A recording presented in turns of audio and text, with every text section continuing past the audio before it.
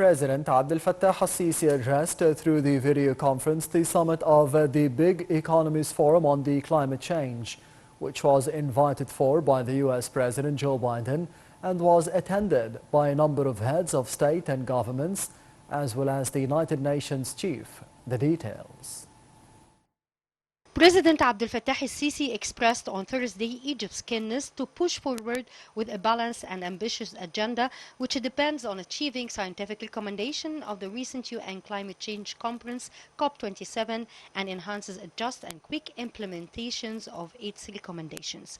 This came during President al-Sisi's participation via video conference in the summit of the Big Economies Forum on Climate Change, which was invited by U.S. President Joe Biden and attended by a number of heads of state and governments, as well as the UN Secretary General. The President reiterated Egypt's commitment as head of the current round of the Climate Change Summit and as an active state in the climate change negotiations. During his second consecutive year of participation, the head of state further thanks Biden for his invitation to take part in the summit. He stressed the significance of existing means of implementation through developed states abiding by its promises. President al-Sisi reiterated that the success of the international community in confronting the climate change is conditioned with supplying suitable and adequate finance for programs and projects of decreasing radiation and adaptation. On Egypt's domestic efforts regarding climate change, President al-Sisi said the government is due to finalize needed procedures to expand the renewable energy through offering necessary finance with the aim of reaching the country's target of 30% of renewable energy by 2030. He confirmed that Egypt seeks to hasten the implementation of memos of understandings concerning hydrogen production with the aim of transforming the state into a center for clean energy production, as well as reducing carbonic print for the industry sector for density energy consumption.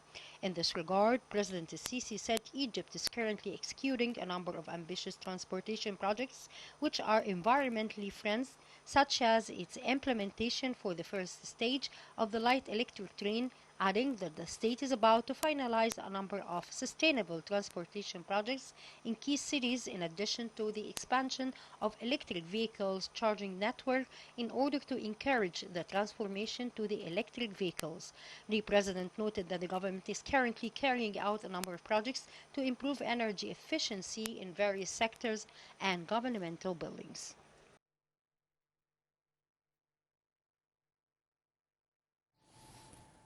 President Abdel Fattah al-Sisi conducted a phone call with President of the United Arab Emirates, Sheikh Mohammed bin Zayed Al Nahyan. Presidential spokesperson Ahmed Fahmy said that the two leaders exchanged greetings marking Eid al-Fitr, praying for stability and prosperity to prevail in the two brotherly countries and across the Arab and the Islamic nations, and for peace and security to prevail among all humanity. The phone call also tackled the intensive efforts of the two countries to calm the situation in Sudan and to stop escalation and return to dialogue and restore the political path in light of Egypt's support to the Sudanese people in its efforts to reach the aspirations to boost security, stability and development in the country. President Abdel Fattah al-Sisi conducted a phone call with King Hamad bin Isa Al Khalifa, King of Bahrain. Presidential spokesman Ahmed Fahmy said that President al-Sisi congratulated King Hamad on the occasion of Eid al-Fitr, wishing the Kingdom of Bahrain and the Arab and the Islamic nations all stability and prosperity. For his part, King Hamad expressed his sincere appreciation for President al-Sisi and wished Egypt, its leadership and people all the best and prosperity. President al-Sisi also received a phone call from Jordan's King Abdullah II on the occasion of Eid al-Fitr. The Jordanian king expressed sincere wishes of blessings for the Egyptian leadership and people and prayed to God that may safety and prosperity to spread over the Islamic and the Arab nations. Al-Sisi asserted the appreciation for the greetings of King Abdullah, wishing the Jordanian people all success, prosperity and progress. Meanwhile, the head of state received two phone calls from the Algerian counterpart and the head of the Yemeni Presidential Council, congratulating His Excellency on the holy occasion.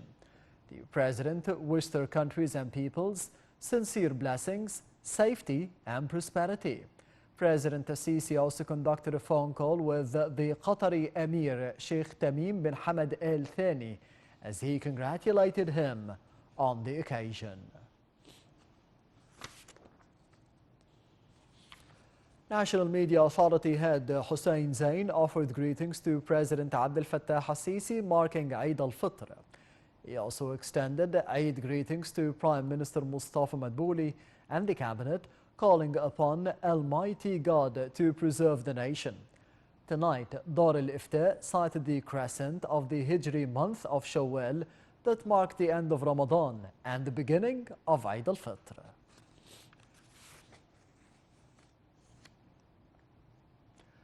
The Egyptian military spokesman said that in light of the current events in Sudan and within the framework of the efforts of the Egyptian armed forces and the close cooperation between all security services in both Egypt and Sudan for the safe return of the Egyptian forces participating in joint training with the Sudanese armed forces.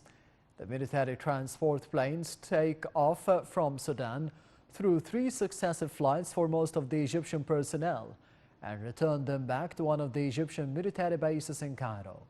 Moreover, in coordination with the concerned Sudanese authorities, friendly countries and the International Committee of the Red Cross in Sudan, the rest of the Egyptian Armed Forces personnel arrived at the headquarters of the Egyptian Embassy in preparation for evacuation from the Sudanese territories as soon as the situation stabilizes and appropriate security conditions are available for the return to the homeland. The armed forces confirmed the health and safety of all the Egyptian personnel who arrived in Egypt, as well as those present in the defense office of the Egyptian embassy in Khartoum.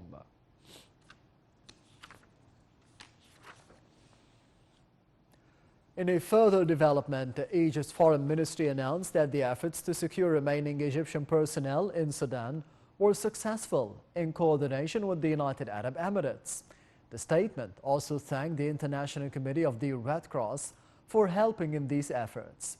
Foreign ministries of Egypt and the United Arab Emirates said that securing the Egyptian forces in Sudan was part of the 2 countries' support for a truce through communications with different Sudanese parties.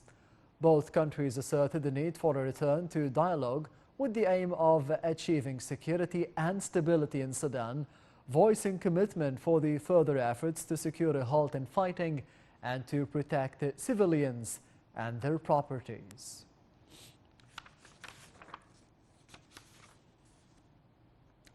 Within the framework of Egypt's keenness on following up on the current situation in Sudan, the Egyptian embassy in Khartoum said it is keen on contacting the Egyptian community and students and providing them with the needed instructions and advice to assure their safety and security. The embassy allocated phone numbers for the Egyptians living in Sudan to get in contact with it in any time amid the ongoing crisis.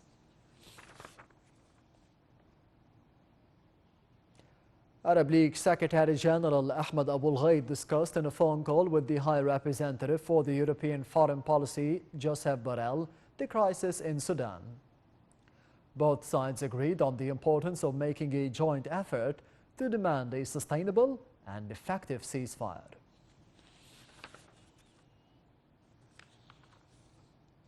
Egypt expressed sincere condolences to Yemen following the deadly stampede in Sana'a, which killed more than 85 people and injured 100 others. Foreign Ministry spokesman Ahmed Abu Zaid expressed Egypt's sincere condolences to Yemen following the tragic stampede. Abu Zaid also conveyed condolences to the families of the victims and wished a speedy recovery for the injured, stressing Egypt's full solidarity with the government and the people of Yemen on this occasion.